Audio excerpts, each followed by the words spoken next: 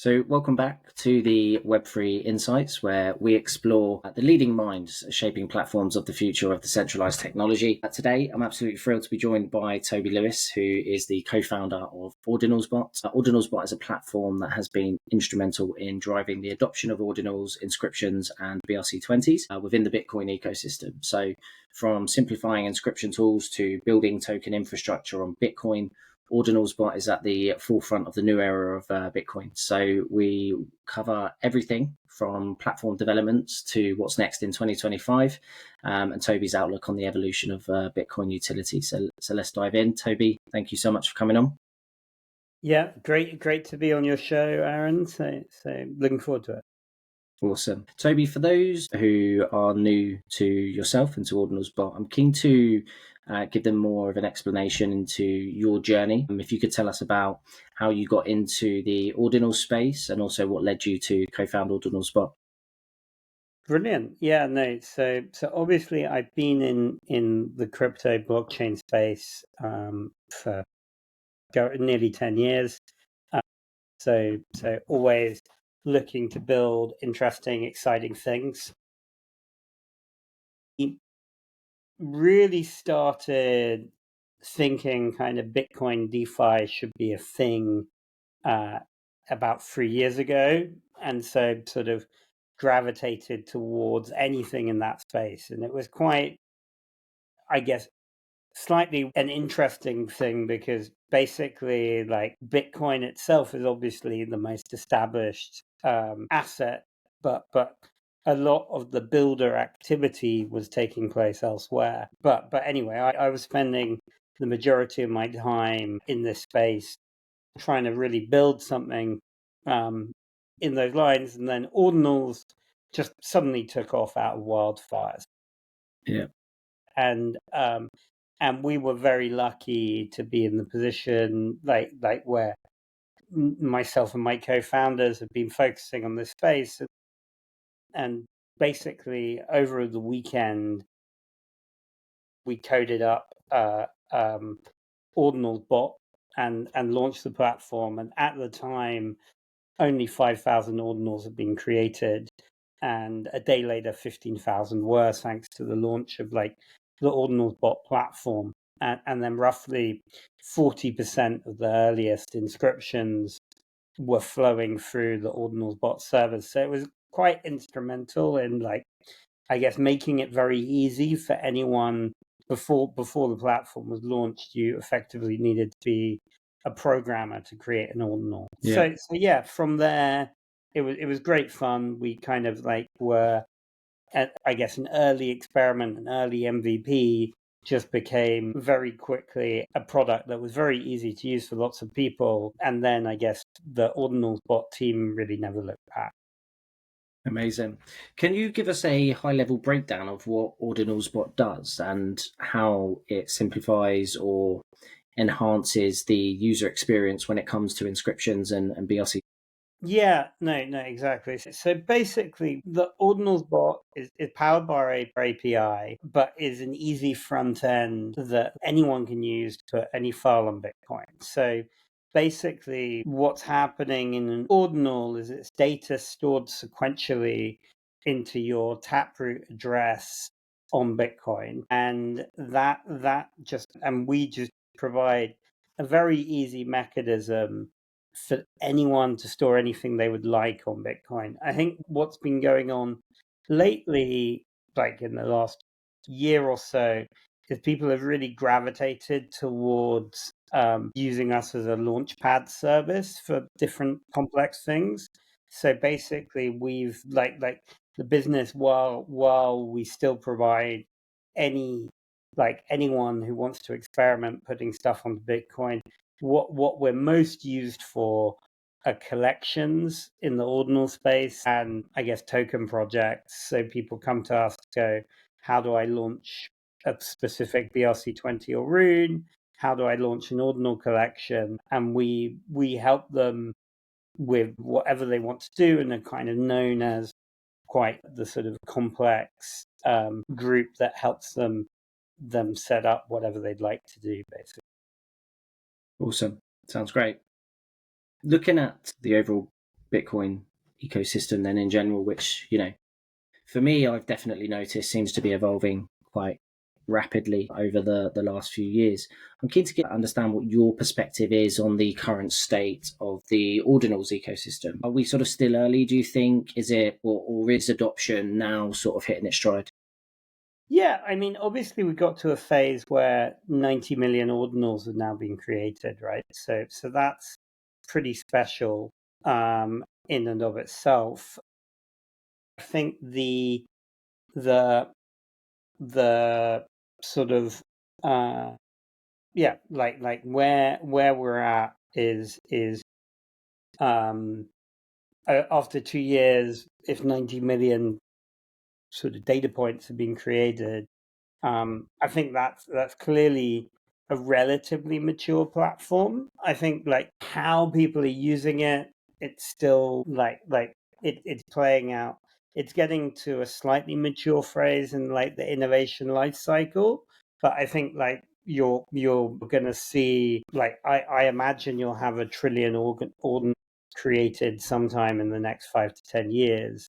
So I think we are still very early in kind of the use case side of Ordinals.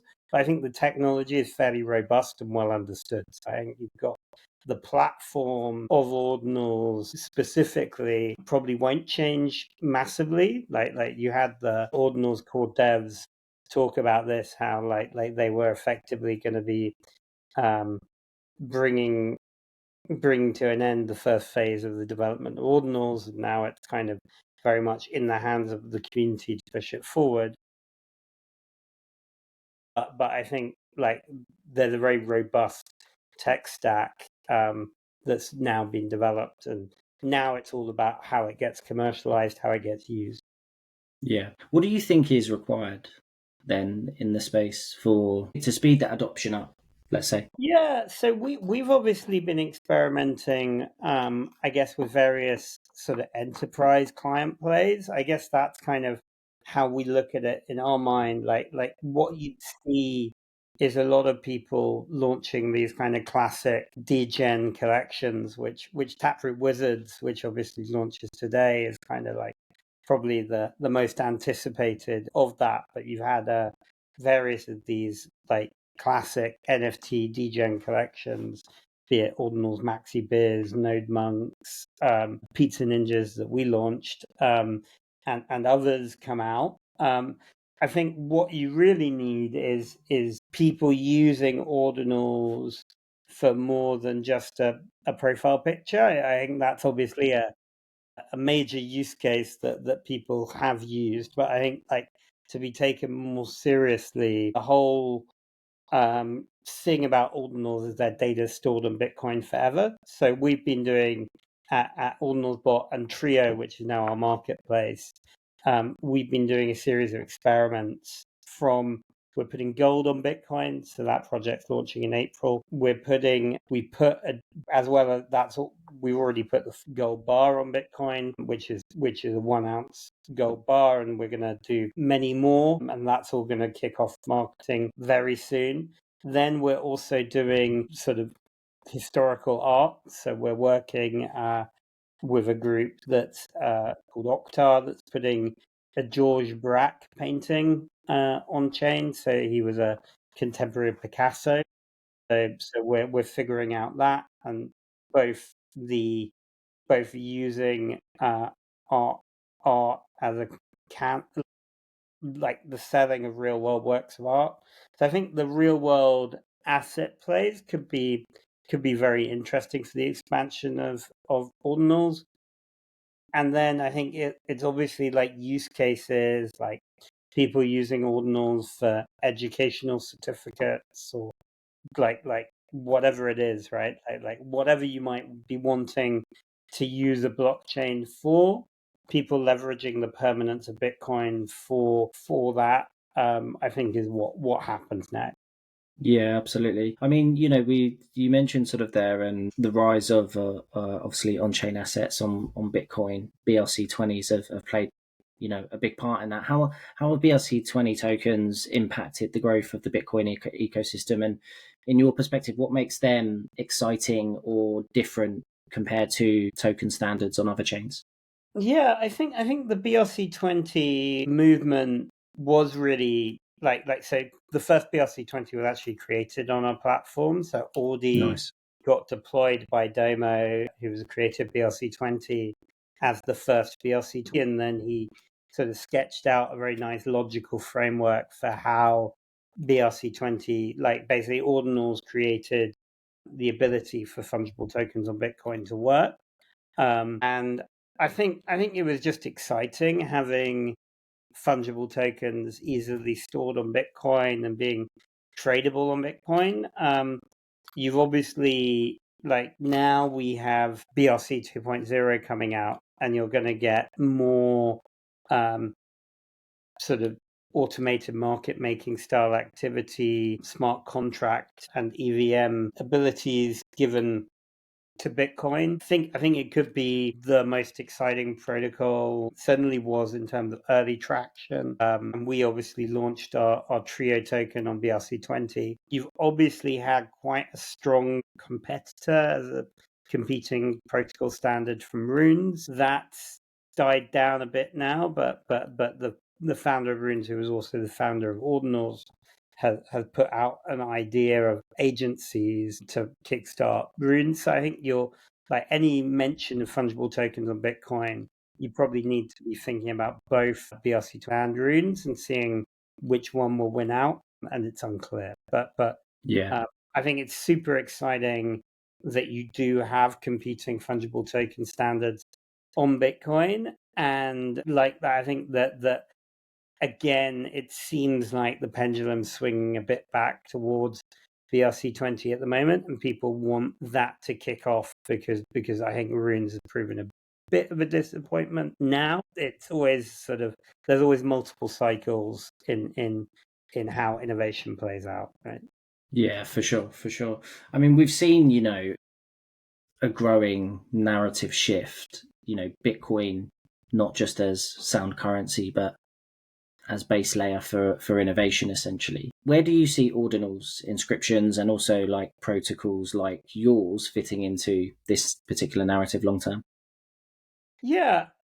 So I think the great thing is, right, like data stored on Bitcoin forever is sort of such an easy thing for people to understand as a concept that I think ordinals is going to be the major driver of whatever happens in terms of, like, Bitcoin DeFi. So like you've got a lot of people experimenting with ordinals and using them as something to store things on. I think really unlocking and seeing like a tenfold increase in the token market, I think, is super important, because the reality is, like, the most crypto ecosystems have expanded like many times faster when you get like functioning token ecosystems that grow in popularity.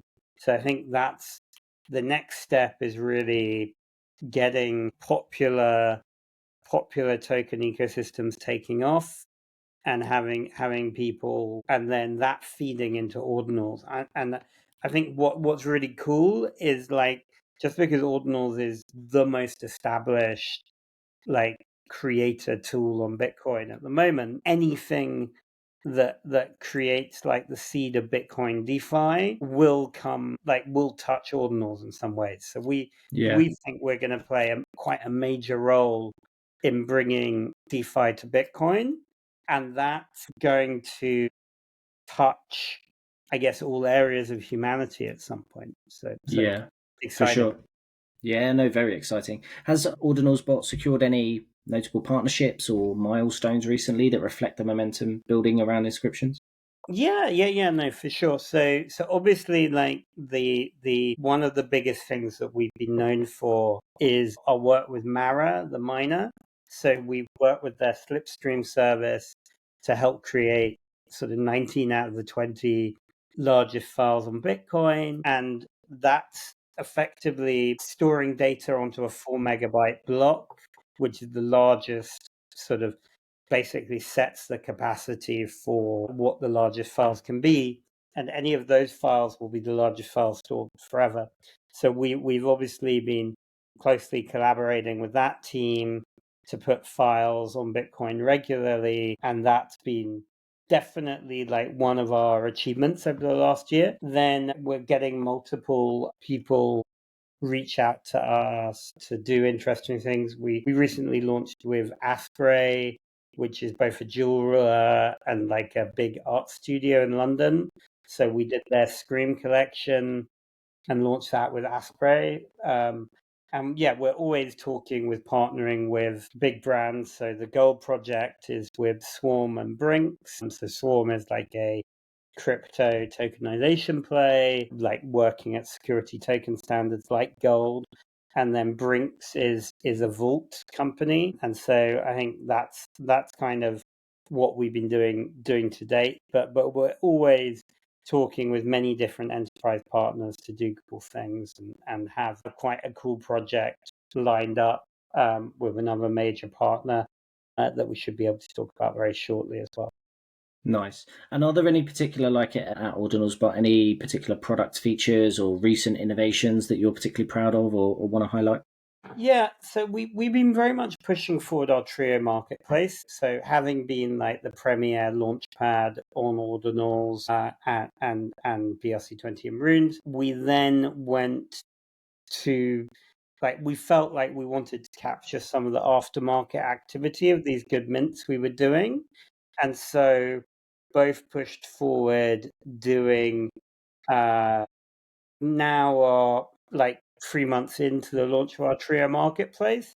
That's been super popular, and then we'll be launching kind of a Trio DeFi side as well. So that'll be, I think, like both the Trio marketplace as a home for a lot of the mints we're working with and other like just general ordinals trading, and getting a Trio DeFi sort of platform we think will be super positive for the whole ecosystem. Awesome. What are the biggest challenges right now, when it comes to scaling this tech in particular, whether on the infrastructure side or community and education side? Yeah, I think one of the really big challenges is getting out to a wider audience, right? Like, I don't know how well ordinals are known inside the crypto ecosystem. Like, I went to Ethereum Denver, even inside like crypto adopters. I met like probably 50% of the people I met at Ethereum Denver didn't really know what ordinals were. Interesting. I think that shows like there's a massive room to grow. I think like we're hearing that the likes of MetaMask are opening up to ordinals. So I think that will be a big unlock, just having it easily available in the wallet used by most people in crypto. I think will be a big unlock. Then you'll get like a lot of the other big crypto companies doing stuff that touch ordinals because they've got an easy sort of user acquisition. So I think that I anticipate like you'd get a MetaMask opening up in 3 to 6 months. That could be one of the big unlocks for ordinals. I think like then it's about getting big brands and big players beginning to use it as well. So I think all of those things are coming. But yeah, like I think it's going from there's probably a million or so users have touched ordinals. It'd be really nice if in the next year that goes up to 10 to 100 million kind of thing. So I think you will get that unlock at some phase. Sure. So mostly on the, I suppose, educational and Yeah. marketing side then. Yeah, I think that's like I think the tech is solid. It's Yeah, now just about getting the word out there, for getting sure. people wanting to use it. And all I can say is there's immense enthusiasm, right? Like we have always like many clients, like more than we can probably service kind of thing, coming up to us going, yeah, we want to launch an ordinals project. So I think there is definitely the appetite to leverage it. And then I think if you get more users actively wanting to collect things on ordinals and do things on ordinals, that will be the big unlock. Yeah, no, for sure. Finally, What's on the roadmap for OrdinalsBot in 2025? Are there any new verticals, features, or goals you're particularly excited to share? Yeah, our big push is Bitcoin DeFi really. So I think that within 2 to 3 months we'll begin having DeFi pools. I think the big promise is right. Like a lot of people are holding Bitcoin in their wallets, and it's just sitting there. And I think like the reality is there will be different mechanisms created on Bitcoin. The early ones have been done so that allow people to earn 6 to 12% on their Bitcoin in a relatively low risk, non custodial way. And if that can happen, then I think like you'll just get a whole like a greater willingness of people to hold their Bitcoin in a way, right? Like hold their Bitcoin, and people are scared about some of the ways that like we've obviously seen with like Celsius and BlockFi and those kind of groups running into difficulties. That people are very wary about losing custody of their Bitcoin. But I think as you get better and more secure DeFi plays, people to earn yield on their Bitcoin, that will actually turbocharge the whole space. Yeah, awesome. No, amazing. Toby, it's been great having you on. Thank you so much for obviously, sharing your insights into the rapidly growing world of ordinals, inscriptions, and, Bitcoin native assets, and also for giving us a good insight into OrdinalsBot. To our listeners, if you want to explore, inscribe, or build on Bitcoin, head over to ordinalsbot.com and follow them for their latest updates. Also, as well, you can go to token.ordinals.com to find out more about OrdinalsBot, a Trio token white paper. There you're going to find all the information you'll need to know about the token and its utility as well. So do head over there, and I'll put some links in the post as well in the comments. As always, don't forget to like, share, and subscribe to the Web3 Insights podcast if you're enjoying these deep dives. We'll catch you next time on the Web3 Insights. Thanks so much.